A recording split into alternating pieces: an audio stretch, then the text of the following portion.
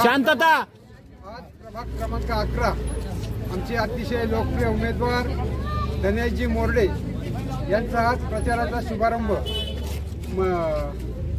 कळमजाई मंदिरात नारळ फोडून सुरू केलेला आहे। खरं म्हणजे आज अतिशय आनंदाचा दिवस यासाठी आहे की आज खऱ्या अर्थानं खासदार शिवाजी आढळराव पाटील आणि नामदार दिलीपराजे वळसे पाटील यांच्या नेतृत्वाखाली हा पॅनल उभा आहे आणि आजच माघारीचा दिवस होता आणि खासदार किसनरावजी बांधखेले यांची सुनबाई वंदनाताई बांधखेले यांची बिनविरोध निवड झालेली आहे। त्यामुळे आमच्या दादा आणि साहेबांच्या नेतृत्वाला एक चांगला दिवस आजचा आहे आणि धनुभाऊचं आता तुम्ही पाहिलेलं आहे ही रॅली।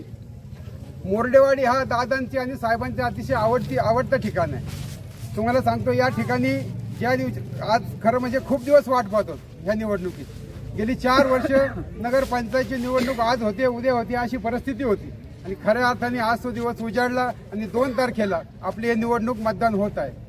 तुम्हाला आठवत असेल की पावसाळ्यामध्ये खूप ढगफुटी झाली आणि या ठिकाणी पावसाचं पाणी आलं। खासदार शिवाजी आढळराव पाटील या ठिकाणी पाहणी करायला आले आणि खूप वाईट अवस्था या रस्त्यांची त्यांनी पाहिली आणि जवळजवळ 80 लाख रुपये या गटारासाठी बागलवस्तीसाठी त्यांनी टाकले। हेच नाही तर रस्त्यासाठी 1 कोटी, नामदार साहेबांनी सभामंडपासाठी 6 कोटी, जवळजवळ 6 ते 7 कोटी रुपये ह्या मोरडेवाडीमध्ये दोन्ही नेत्यांनी आमच्या टाकलेले आहे। त्यामुळे मोरडेवाडी हा जर पाहिला तुम्ही हा उत्सव तर विजयाची आम्हाला खात्री नाही आणि विजयाचं कुठलंही टेन्शन आम्हाला नाही। आजच सांगतो आमच्या सगळ्या उमेदवारांचा विजय झालेला आहे आणि धनेश भाऊचा तर 100% आजच विजय लिहून ठेवा एवढंच या ठिकाणी सांगतो आणि धनेश भाऊला शुभेच्छा देतो आणि या ठिकाणी थांबतो। प्रभाग क्रमांक 11 मोरडेवाडी बेके वस्ती बागलमाळा हा परिसर आणि या परिसरामध्ये आज या प्रभागाचे राष्ट्रवादी काँग्रेस पक्षाचे अधिकृत उमेदवार श्री धनेश देवराम मोरडे यांच्या प्रचाराचा श्रीफळ वाढवून या ठिकाणी आज शुभारंभ करण्यात आलेला आहे। त्याचप्रमाणे राष्ट्रवादी काँग्रेस पक्षाच्या नगराध्यक्षपदाच्या उमेदवार सौ मोनिकाताई सुनील बांधखेले या देखील या ठिकाणी या आजच्या प्रचार दौऱ्यामध्ये सहभागी झाल्या।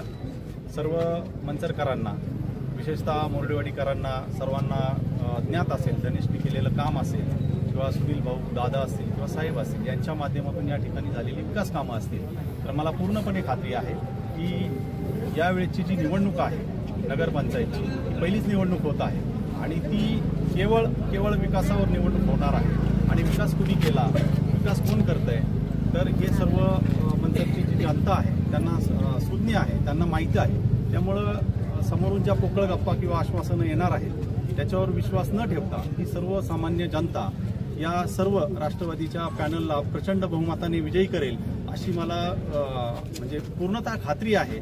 आणि मी या दोन्ही आजच्या उमेदवारांना या ठिकाणी त्यांच्या भावी राजकीय आयुष्यासाठी शुभेच्छा देतो आणि थांबतो।